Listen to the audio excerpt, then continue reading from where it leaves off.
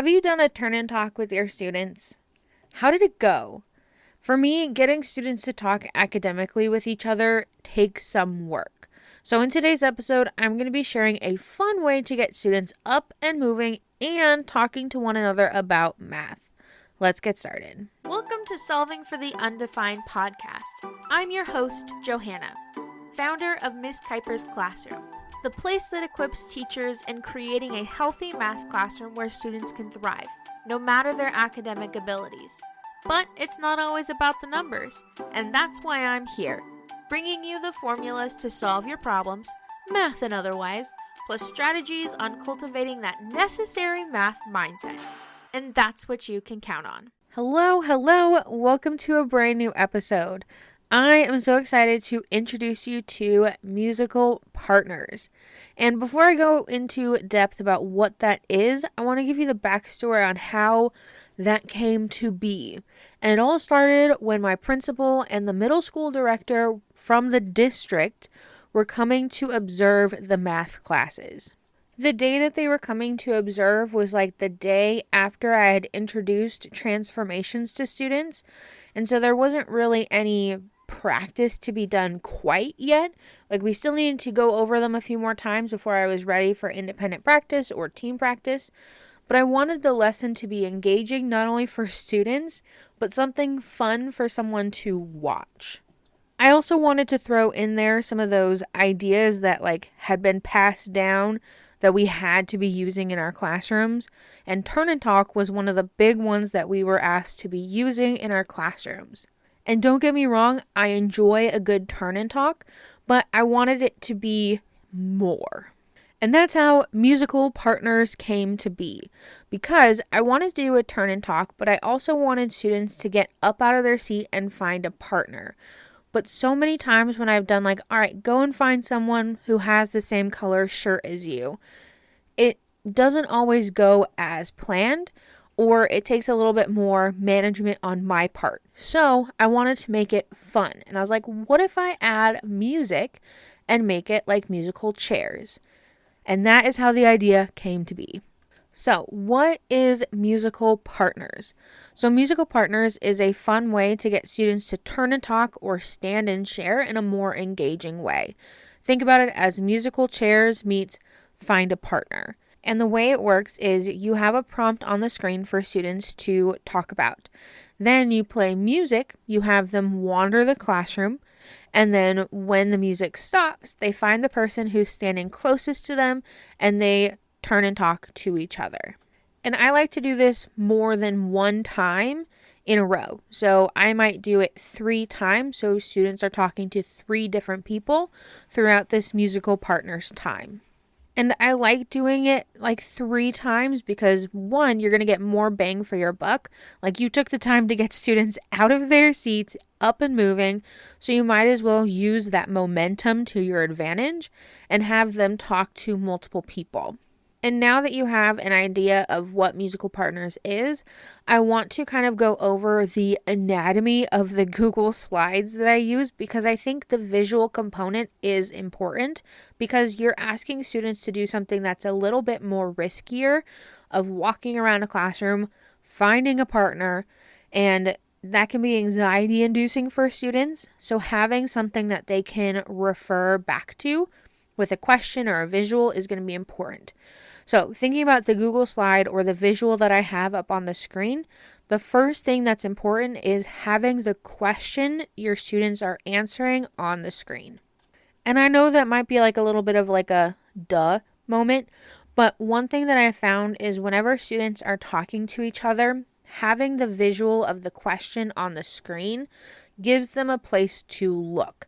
Because sometimes eye contact can be weird for students or when you're talking to someone. So having a place to look at, giving them some place to refer back to, wait, what was the question?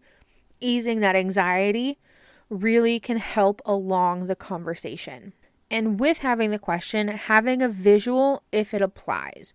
So for example, one of the times that I use musical partners is after a warm-up problem. And I talked about the types of warm-ups that I do in my classroom in episode 77. If you missed it, definitely go back and listen to that. But I will use musical partners like after a which one doesn't belong. And I'll have students take their whiteboard with their answer, walk around the room, and share that component with other people. But having the 4 pictures on the screen of the musical partners slide will help students refer back to like what they meant, or they can visually show their partner what they were looking at when they came up with their answer. Or another time that I will use musical partners is when students are reviewing notes or reviewing a problem. And so I will have where on the notes page that they are looking at or what question they are looking at on their paper in terms of what they need to be sharing with their team. So it gives them a relaxation of knowing exactly what they're doing with their partner, both in question form and in visual form. The next thing that I like to have on this Google slide is a sentence frame.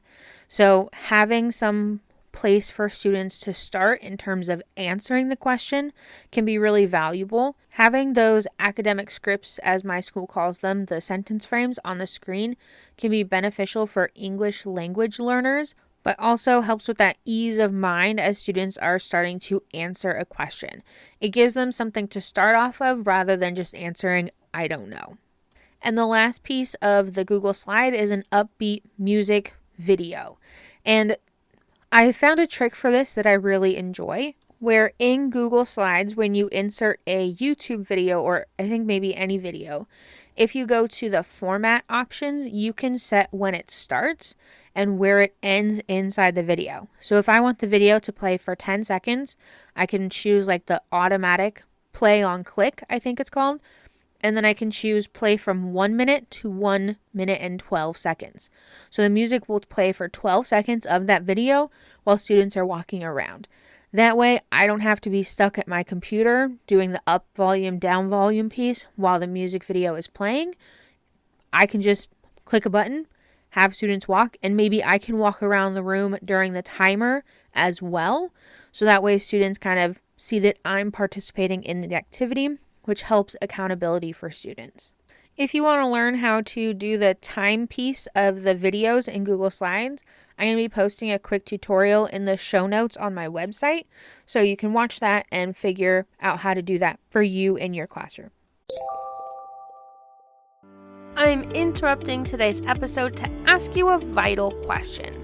Do you have the tools in your classroom for student success? Well, wonder no more, because I have a way for you to check your work. My new guide, 7 Math Teacher Must-Haves for Student Success, has the top 7 items you need in your classroom. From classroom staples to manipulatives that are often missed, this checklist will ensure that your students have a successful school year. Additionally, each item shows the best budget and splurge options. Download the 7 Math Teacher Must-Haves for Student Success after listening to today's episode by going to misskuiper.com/guide. All right, now that we've talked about what musical partners are, as well as the anatomy of the Google slide that you will use, let's talk about how this is helpful beyond just a fun activity to do with students. The first benefit of doing this is standing increases conversation and the length of conversation. So if you've ever noticed, whenever you're at a function and you get up to leave, you end up spending a lot of time standing and talking to people as you're exiting. And that's the same idea that we're trying to implement in the classroom. When you're standing, you're more likely to engage in conversation with people than if you were sitting down. So standing increases conversation academically and like the length of time that you're speaking. Number 2, movement helps the brain. So just being up and moving for those like 12 seconds that you're having students roam the classroom is going to be beneficial.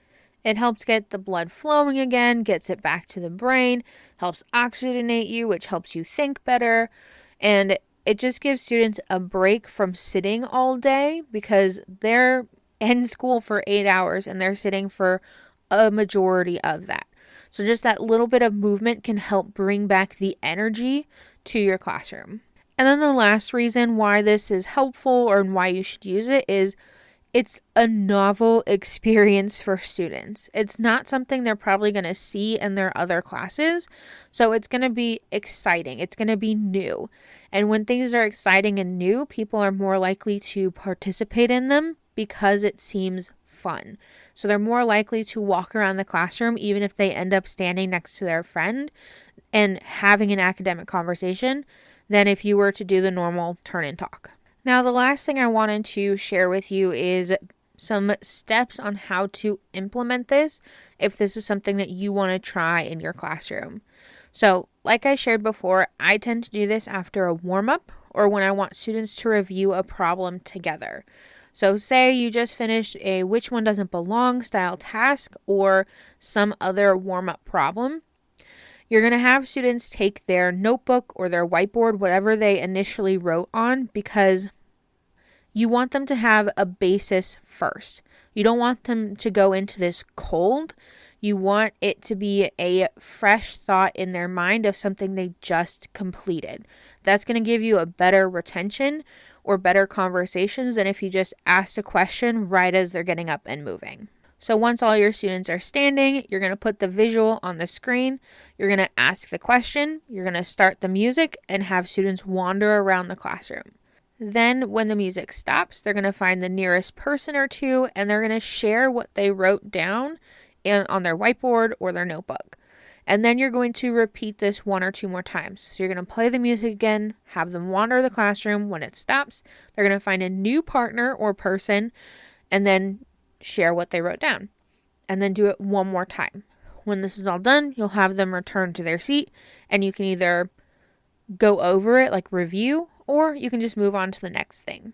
The first time I implemented this, like during the observation, was I first asked students, how many of you have done musical chairs? And I kind of gave it that basis of what they were doing. And I was like, okay, so you know how musical chairs, you're standing around the class, you're standing around a group of chairs, and you're walking while the music plays, and as soon as it stops, you're sitting down in a chair. It's going to be like that, but instead of finding a chair, you're going to find a partner, and that's the person you're going to answer the question with.